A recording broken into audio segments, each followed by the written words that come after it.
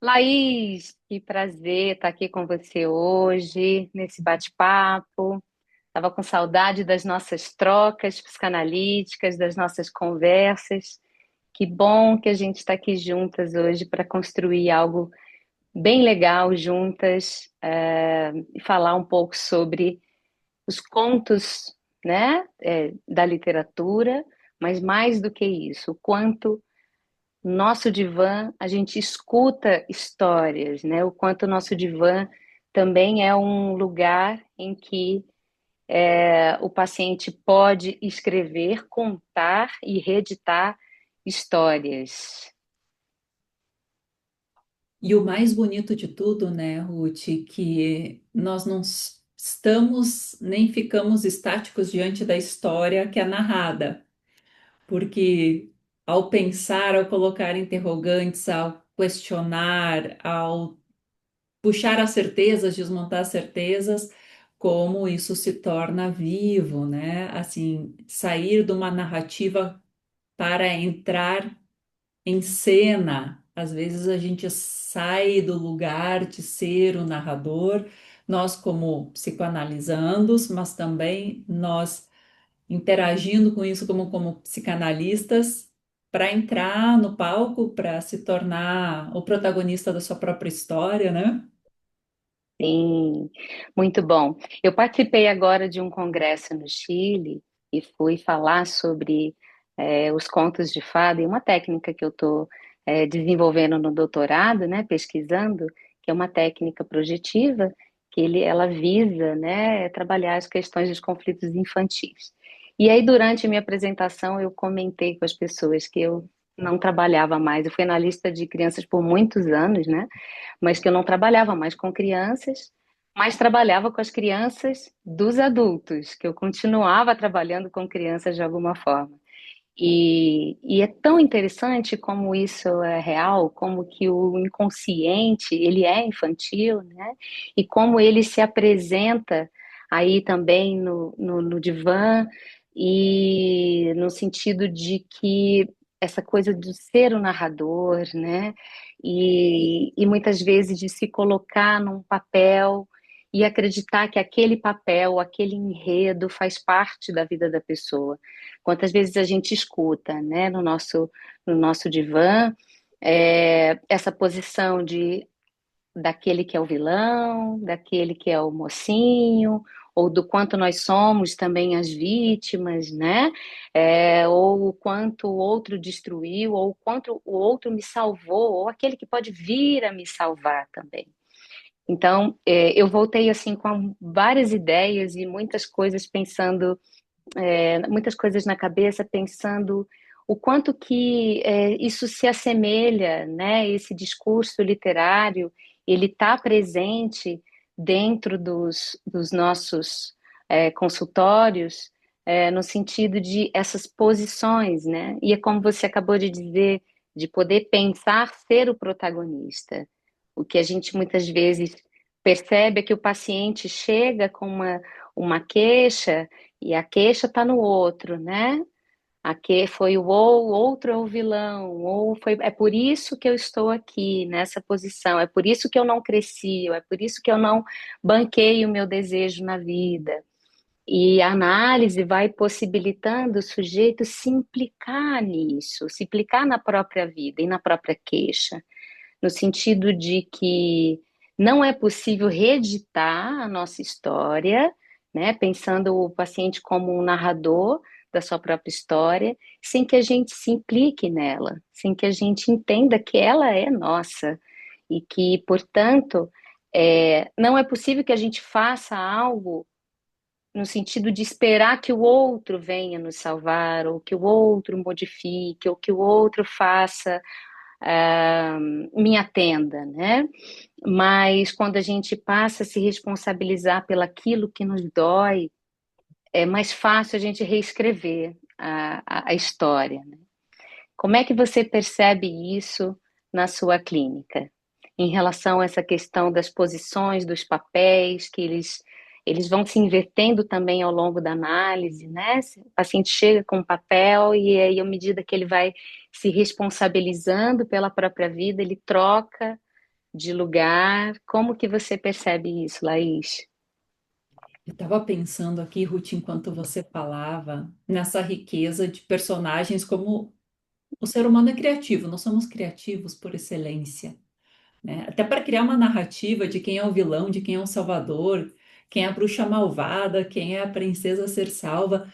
Então, isso demanda uma criatividade enorme, a gente vive muito permeado pela fantasia.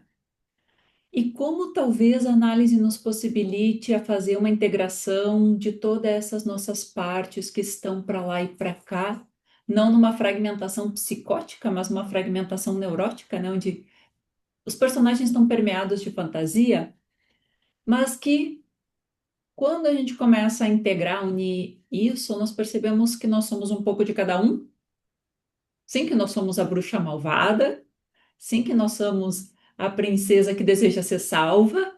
Sim, que nós vamos desejar salvar as pessoas que a gente ama. Sim, que nós vamos querer ter poderes e fazer poções mágicas e tudo isso. E que nós não precisamos ser só um, porque em cada relação, inclusive conosco mesmo, a gente é um pouco de cada. A gente é o vilão da nossa Exato. própria história, de nós mesmos, dos nossos sonhos, todos os dias, assim como a gente é o maior salvador, né? Quando a gente está lá no fundo do poço, encontra a mola que nós mesmos colocamos lá e salta e vai e volta. E o quanto isso nos possibilita ser mais inteiros e não por isso menos sozinhos, mas menos esparramados e sem a necessidade de fantasiar tanto e sem a necessidade de encontrar tantos personagens por aí. Se nós toparmos com um, que bom, mas nós não vamos precisar de alguém para projetar, nós não vamos precisar introjetar algo que está lá de alguém para ficar ali amarradinho, né? Me faz recordar aqueles teatros fixos, né? Que só roda um musical. Esse daqui é o Fantasma da Ópera. Todos os dias roda o mesmo. A gente se torna algo mais itinerante, onde se permite também viver outras histórias, outras coisas, né? Outros contos. E Sim, sim, tem essa sensação, não tem, quando a gente vai observando isso na clínica acontecer? exatamente. Assim, você foi falando, eu fui me recordando um pouco da clínica infantil e imaginando como ela tem uma certa semelhança, mas ao mesmo tempo o adulto, né? A criança, ela faz o splitting, né? Ela separa o que é o bom e o mal, o bem e o mal, o bom e o ruim, né? Então esse splitting possibilita para ela se identificar com aquilo que é bom. A criança precisa disso, dessas identificações que são boas, boas identificações para a construção do seu eu. Mas à medida que a gente cresce, a gente tem que fazer uma outra coisa, que é integrar todas essas partes, né? O bom e o mal, né? A bruxa, né? Junto com a princesa que salva ou que, enfim, é, a importância da gente entender que somos múltiplas, né? Que temos partes e que essas partes muitas vezes elas são antagônicas, né? Elas não são sempre, não funcionam no mesmo lugar, são conflituosas, elas geram forças opostas, mas que tudo isso é a gente. E que poder pensar na integração dessas partes, né? Poder não só pensar, mas caminhar numa análise, possibilitando que a pessoa se veja boa e má, né? Vilã e heroína, ou vilão e herói numa trama, é produzir um sujeito integrado, um sujeito mais funcional diante do seu próprio desejo, diante da vida, né? Uhum. Até porque na clínica a gente sente isso vivo, que o nosso inconsciente não tem um extremo e outro extremo, como a gente faz essa separação aqui. Quer dizer, o bom não exclui o mal, o ruim não exclui o certo. É sorvete misturado com feijão, é tudo junto. Não tem que ser uma coisa ou outra coisa, né? Aquilo que pode parecer impossível de juntar, nosso inconsciente junta. É como o tempo. Nós não temos o tempo linear, o tempo cronológico interno, né? A gente é meio O cachorro, como antigamente, assim, tinha aqueles fios de arame que a correntinha ia para lá e para cá, e a gente vai indo e voltando. Então, as operações internas, às vezes a gente passa aqui para fora e tenta fazer umas organizações impossíveis de uma coisa ou outra coisa. Eu sou isso ou eu sou aquilo. Eu sou esse ou eu sou aquele. Dentro do nosso grupo familiar, dentro do lugar onde a gente habita. E aqui dentro é tudo junto, tanto que no nosso sonho a gente vai ser um leão devorando a mãe, e no outro a gente vai ser, né, não sei, um passarinho voando todo bonitinho, um unicórnio colorido lá com as cores pastéis, né? Então a gente percebe aí no sonho, nessa pegada, de quanta coisa a gente é, porque tudo que está lá somos nós, somos nossos sonhos, nossas criações, nossos desejos, nossos medos, e se misturam, estão lá, e todos representam aquilo que nós estamos sentindo, e que aquela raiva, aquela violência é a mesma coisa que o amor e que o afeto, porque está junto. E ele se manifesta diferente, e a gente pode Uhum. selecionar isso. Mas se a gente seleciona sabendo que tudo isso nos compõe, é diferente da gente fazer uma seleção onde tem um recalque e a repressão que não permitem sair. Porque ao não permitir sair, vai empurrar, vai fazer força, vai pressionar. Pode sair como sintoma, pode sair como a necessidade de termos um vilão de estimação, por exemplo.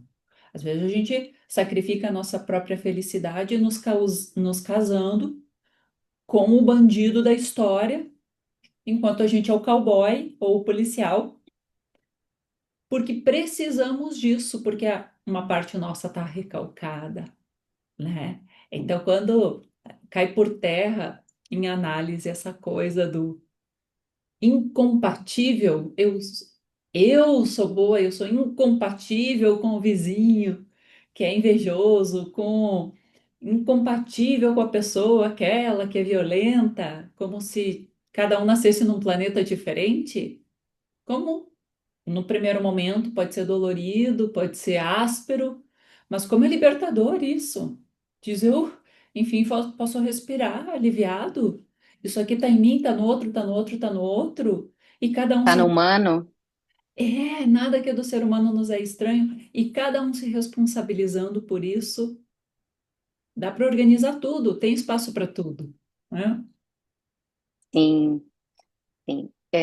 Gostaria de puxar uma fala sua sobre a repetição dos enredos que a gente faz na vida, né? E que a neurose é um pouco isso, que a gente empaca num personagem e começa a construir uma narrativa sobre aquele lugar e acredita que de fato é ou o vilão, ou o herói, ou aquele que sempre trai, ou aquele que é sempre traído. É, e a gente sabe que Freud fala, né, sobre a compulsão à repetição.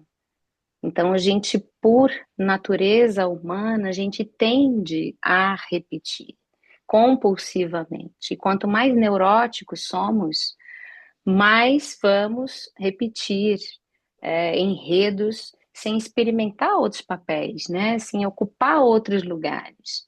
Então, que importante isso da gente entender que muitas vezes a gente ocupa, né, neuroticamente o mesmo papel, o mesmo lugar e cria um mesmo enredo. É aquela história que a gente escuta, né, nos nossos consultórios. Por que será que eu tenho dedo podre para o amor? Ou por que será que eu não dou sorte no amor? Ou por que será que eu sempre traio os meus companheiros ou as minhas companheiras? Por que que eu atraio, né, esse tipo de pessoas para minha vida, de amizade, enfim, de namoros, de relacionamentos? Por quê, né? Essa compulsão à repetição, e aí a gente levando para essa coisa da literatura, e imaginando, né, o paciente como um narrador da sua história, é isso que sai, né, é um sintoma que o sintoma é metáfora, né? O sintoma está ali para a gente historicizar ele, para gente, ele é uma pista importante para a gente. né? E ele conta uma história.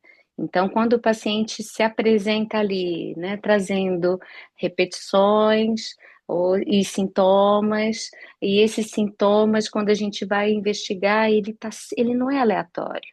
Ele tem exatamente o motivo de ser aquele sintoma. Me lembrei aqui de um caso e vou contar ele para a gente conversar um pouco sobre isso. Também gostaria muito de te ouvir. O caso de uma paciente que chegou inicialmente com uma queixa de déficit de atenção, né? Ela veio com um pré-diagnóstico feito por ela mesma e, e ela já tinha passado por uma análise comigo, interrompida no passado, e voltou para a análise com essa queixa. E a gente, sessão a sessão, eu não estava identificando que existia de fato ali. Eu queria entender o que, que era esse déficit de atenção, né? Mas não estava me parecendo algo ali, pelo que ela trazia, sessão a sessão, algo de ordem biológica, ou que tivesse algum tipo de questão fisiológica ali, produzindo esse déficit de atenção. E aí investigamos, investigamos, e numa determinada sessão ela contou, em outras palavras, descodificadas, né, pela análise, que estava faltando atenção a ela. Ela estava com déficit de atenção das pessoas que ela amava. E foi tão lindo esse dia, porque ela fez um espanto do insight, que grandioso, não estou doente. Isso é uma metáfora, esse déficit de atenção, né? Esse sintoma é uma metáfora de uma outra coisa. Então, poder pensar o sintoma como uma metáfora, né? E pensar nas histórias também, principalmente as histórias dos contos de fada também, né? Que são feitos de metáforas, como uma maneira da gente acessar esse inconsciente, é um caminho tão produtivo e tão rico, né? O Freud fala que existem símbolos que são universais, que se apresentam de forma universais, né? Assim, eles se apresentam nos mitos, nos sonhos e nos contos de fadas. Então, o simbolismo, ele tá nesse lugar, né, de revelar, não é exatamente aquilo que está sendo dito, mas é o que está por detrás do que está sendo dito. Os sintomas contam muitas histórias e eles absorvem partes da nossa história. E talvez são aquelas histórias que a gente não consiga contar nem a si mesmo, e por isso saem nessa linguagem cifrada, e que em um ambiente acolhedor, saudável, sem julgamento, sem você assim, você assado, sem você me disse, você me prometeu, você é assim, isso possa se transformar em palavras e se falar sobre aquilo que antes não poderia ser falado através de uma manifestação no corpo, uma manifestação psíquica que traz sofrimento, que traz dor, que traz fixação, que traz impasse, que é o que o nosso sintoma faz. E aí, naquele momento, quando a gente pode contar uma história, formar uma história sobre o nosso sofrimento, ele passe para a palavra e ele deixa de estar em outro lugar. É uma passagem, né? É uma passagem que a análise faz do inconsciente para o consciente. Um espaço que seja possível numa relação, numa transferência, que isso seja possível, porque ali tem confiança, ali tem elementos muitas vezes que nós não encontramos em nenhum outro lugar da nossa vida e por isso fomos cifrando em coisas que não puderam nem ser traduzidas e nem ser pensadas, porque eram isso, eram aquilo, era aquele outro, e foram empurradas a ponto de ficarem trancadas ali dentro de nós. Então, às vezes, a gente está criando uma história para si mesmo, para não tocar na nossa verdadeira história. Que talvez é isso, né? O que que a bruxa significa? Aquilo que a gente não pode tocar na nossa própria história, porque de repente foi a bruxa, foi a mãe, e a gente não pode, né, não gostar dessa mãe, a gente traz isso para o nosso enredo de outra maneira. É, E a gente não pode odiar a mãe, né? A gente só pode odiar a bruxa. só a bruxa, e de repente a bruxa, ela só surge de noite, quando a mãe já está dormindo, né? Porque outra coisa é outra pessoa. E a gente se torna mãe e depois vai entender isso, né, Ruth? Que a gente também é a bruxa amada dos nossos filhos. Opa, com certeza. Basta dizer, hoje você não come 5 picolés, se tornou a bruxa da história do filho, pelo menos naquele dia. E de repente, no sonho dele, ele venha com um leão e coma a nossa cabeça. E isso, meu Deus do céu, gera uma culpa interminável. E aí depois vamos se ver com isso. E aí a gente chega como adulto e tá fazendo umas coisas esquisitas por aqui. Porque também quando a esse espaço, esse ambiente que possibilite a gente ir manifestando as nossas coisas e ajudando a traduzir as nossas coisas, nós ficamos menos sintomáticos. Isso a gente faz na clínica, um lugar que nos permita falar sobre isso, nos deixa menos sintomáticos. Tem um lugar de passagem, né? Se a mãe diz assim, o que que foi que você tá com a carinha hoje? A criança pode dizer assim, eu queria que você morresse. Ah, entendi. Foi porque a mamãe não te deu 5 sorvetes ontem? Foi. Ah, mas a gente vai explicar toda a história da saúde e do amor, né? Mas e quando, oh, meu Deus, o meu filhinho, você não foi assim que eu te criei. Você é igual ao seu pai, né? Quando deu o pai, a parte boa é do pai, enfim, a gente faz umas separações assim, né? Então, também um lugar onde a gente possa ser inteiro não é qualquer lugar, né, Ruth? Não é com qualquer pessoa, mas a partir do momento que a gente pode, na vida adulta, ser consigo mesmo, especialmente na vida adulta, e juntando esses pedaços, então a gente vai poder ir se apresentando para os outros nesse lugar. Na medida de, às vezes, olhar para a mãe e dizer assim: vou te frustrar hoje, mas isso eu não vou fazer. Não, isso não tem a ver comigo. Não, não, não leve não leva a mal, mas não é por aí. Depende, mas diz, você está me frustrando, porque eu esperava, a gente. É isso. Tchau, sinto muito. É, a castração tá aí, né? E a gente vai para casa como uma bruxa malvada e diz assim, chegou. A castração tá aí e ela é importante, inclusive, né? A gente assumir que esse nosso lado mal, né? De impor, porque não é exatamente mal. A maior prova de amor que uma mãe ou um pai tem com o filho é dar o limite. E é a mais difícil das provas de amor, né? Esse limite que significa, né, em outras palavras, ou em palavras psicanalíticas, a gente castrar o outro, né? Dizer, olha, não. Aqui não pode, aqui não dá, aqui não é, não vai, não é assim, né? É, isso cria condições de fato, né? Criar um sujeito que saiba que ele não é tudo, que ele não é só bom, que ele não é perfeito, né? Porque e existe uma coisa muito recorrente, né? Falando dessa questão das mães.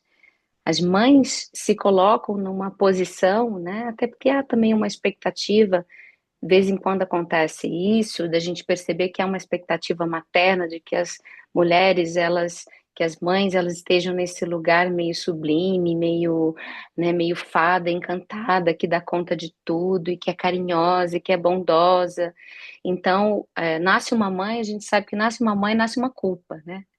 Então, a mãe, para sair desse lugar da boa mãe, e ir para o lugar da mãe que castra e que no final das contas, como diz o Winnicott, né, o importante é ser suficientemente bom, né, trazer aquilo que é suficiente para a constituição subjetiva, né, e psíquica dos nossos filhos.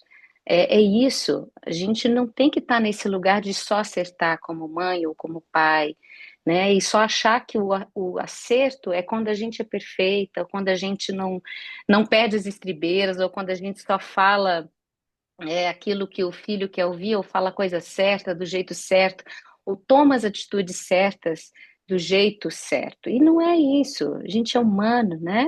Então, integrar a mãe bruxa, né? Junto com a mãe bondosa, aquela princesa, né? Caridosa, salvadora, e entender que ninguém tá te olhando de fora e exigindo verdadeiramente que você seja perfeita.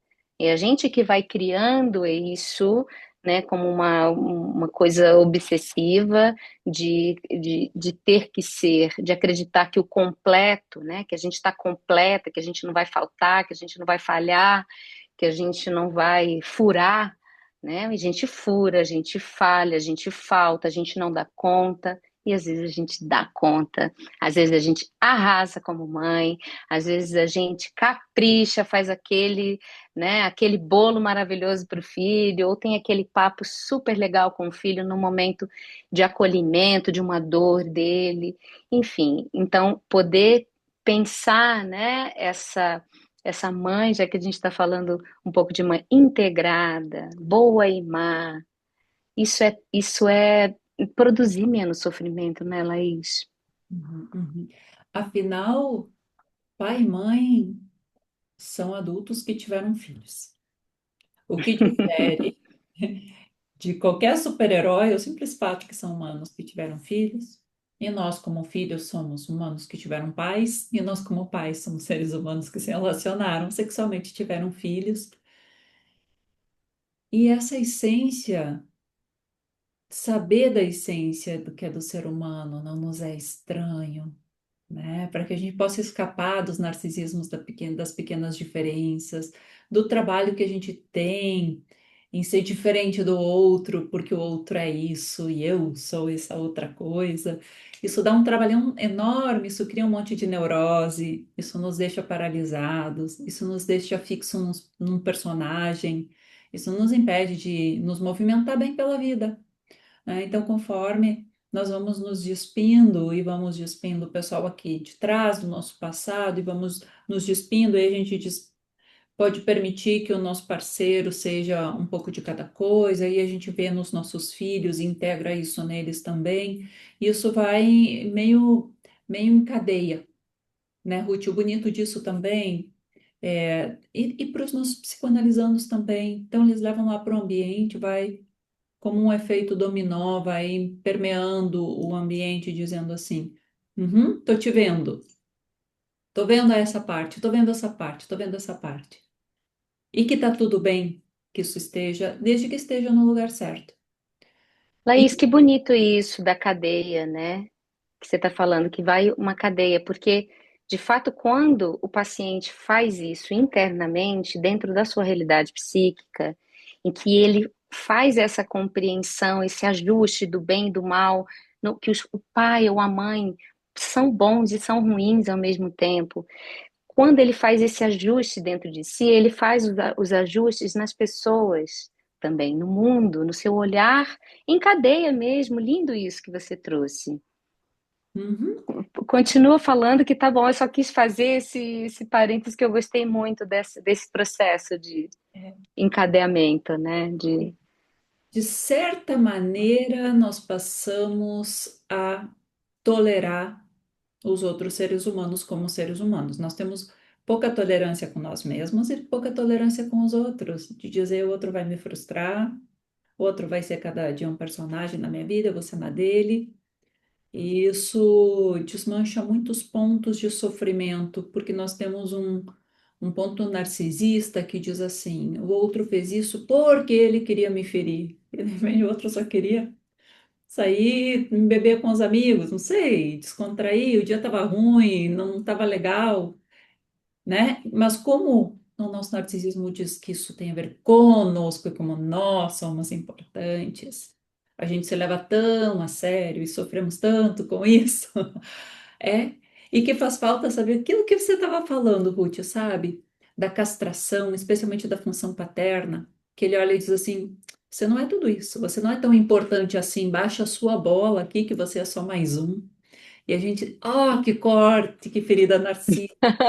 Depois, quando a gente cresce, diz, é tão bom, gente, que coisa maravilhosa. Meu pai me libertou de eu ser um Picasso fazendo rasura ali no caderno. E eu Fazendo nem garatujas. e eu nem gostava de pintar mesmo, e aí eu pude parar de desenhar e pintar, que era uma coisa que minha professora dizia que só eu sabia fazer daquele jeito, e que minha mãe dizia que eu era um artista e que aquilo já estava me asfixiando, e que de repente vem a tesourada ali da função paterna da castração e diz assim, isso é só mais um do mundo, isso daí é só rabisco no papel. E a gente, e depois, quando a gente é adulto, que alívio, né? Então, a gente se em si mesma, aí a gente sofre por isso. A gente se constitui como grandes personagens, né? Todo mundo... Quem que você foi na vida passada? Quando tem aquela história da reencarnação, quem que você foi? Todo mundo é Cleópatra, Napoleão. Ninguém era um marceneiro, né? Porque essa constituição do eu nos aprisiona muito. E talvez a análise é um pouco isso, né? Você é só mais um, aproveita, desfruta, vai lá tomar um sorvete, né?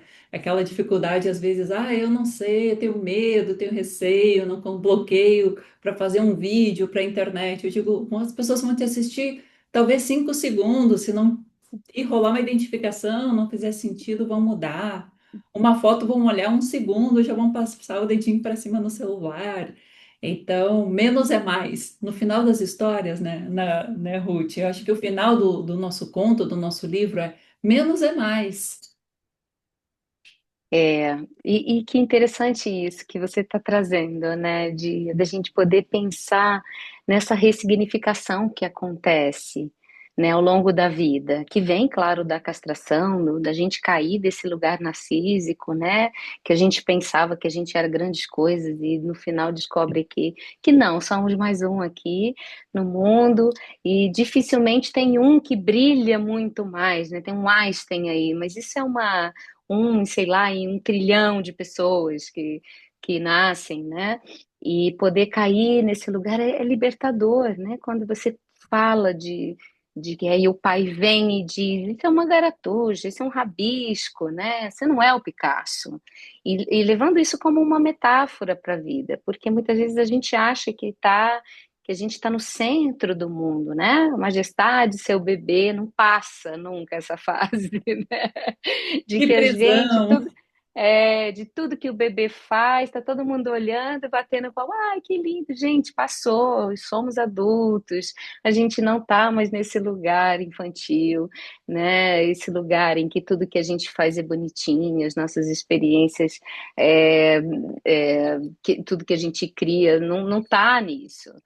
E poder cair é um alívio. Que bom, né? Cair desse lugar narcísico, que bom entrar nessa posição de integração do bem e do mal, eu sou bacana, mas também às vezes sou bem mesvera, né? E integrar isso dentro da gente como algo humano inicialmente com a gente, depois a gente faz isso com os outros. Me lembrei uma coisa aqui, e eu com as minhas memórias de sessões, né? De um paciente que tinha muitos problemas com o pai, e as sessões eram sempre sobre o pai. Se a gente for seguir a nossa linha de raciocínio aqui dos contos, né, e da literatura, o pai estava nesse lugar do vilão. Então, as sessões eram para contar sobre como o meu pai é o vilão, o que ele fez comigo, e isso sendo reproduzido. E é claro que a gente sabe que a gente importa com que nós analistas, a gente se importa sim com aquilo que o paciente traz sobre a sua dor ou o papel em que ele coloca o outro como vilão. Essa narrativa ela é importante, mas a gente escuta um pouco além disso, né? A gente precisa escutar um pouco além disso. E aí eu me lembrei que me lembrei desse caso, que ao longo das sessões ele foi humanizando esse pai, tirando esse pai desse pedestal inverso, né? Que ele era o vilão. Então, o pedestal inverso e uma fantasia, né? De que meu pai destruiu minha vida, porque a gente não fantasia só que o outro nos salvou e que ai, o meu pai era maravilhoso, incrível e nunca encontrarei um homem como o meu pai, né? Mas a gente também fantasia ao avesso, né? A gente inverte o pedestal também. Então, à medida que ele foi entendendo, tirando do pedestal inverso esse pai, que entendendo que esse pai era bom também. Ele era mau, né? E aí, porque ele era mau, mas que ele também era bom. E que ele foi, de alguma forma, suficientemente bom para construir, né? Ou para que aquele sujeito se mantesse vivo, né? A gente sabe que se a gente está vivo, alguém desejou que a gente estivesse vivo. Alguém nos cuidou, mesmo que minimamente, ou às vezes de um jeito que a gente nem compreende como amor, né? E muitas vezes nem se pode ser nomeado como amor, entendendo que o amor tem várias formas, né? Se apresenta de várias formas, mas no final ele foi conseguindo fazer essa humanização desse pai, e aí teve uma sessão que ele falou para mim assim: é, eu acho que meu pai não foi essa pessoa tão ruim assim como eu pensava. É, eu tô bem com ele. Só que esse pai já tinha morrido. Então, era o pai que ele guardava dentro dele, o quanto essa identificação com esse pai, daquela maneira que estava, né, ele como vilão, atrapalhava a vida dele atualmente. O pai morto há anos, mas ele continuava dizendo que a responsabilidade da vida que ele tinha, que as coisas não estavam dando certo para ele, tinha a ver com o vilão. E o vilão era o pai.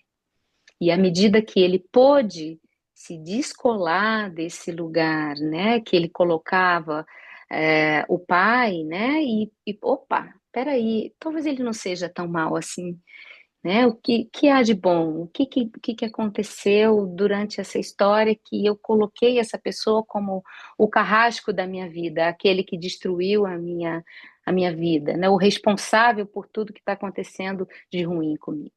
Então foi bonito de ver esse processo e tem a ver com essa cadeia aí, né? Que você falou, achei lindíssimo, de que a gente faz essa reestruturação com a gente e essa reestruturação interna ela passa a afetar o nosso olhar, como a gente vê o mundo.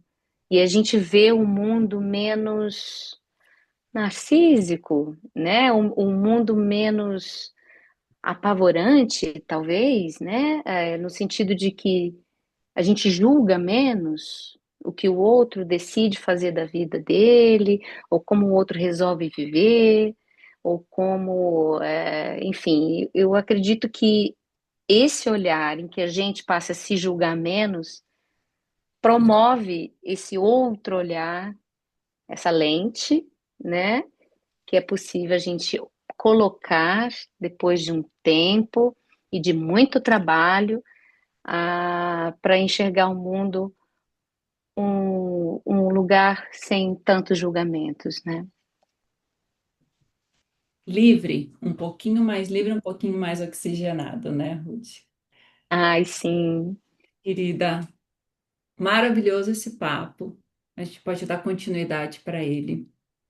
Eu gosto tanto do jeito que a Laís trabalha nas redes sociais. Eu acho que você trata com muito cuidado a psicanálise, isso é muito bonito, sabe? Dá para perceber, assim, eu acho que essa fineza que você trata dos assuntos, a sensibilidade, seriedade, serenidade que você trata os Nós assuntos da duas, psicanálise. nós duas. Isso é muito característica nossa, e talvez por isso que deu aquele encontro na mesa, né, que o Carlos teve também essa sutileza de dizer aqui encaixa. Aham. Tá bem, Beijo, querido. Um grande querido. beijo. Adorei. Até a A noite se próxima. encontrar. Tchau, Tchau, tchau. tchau.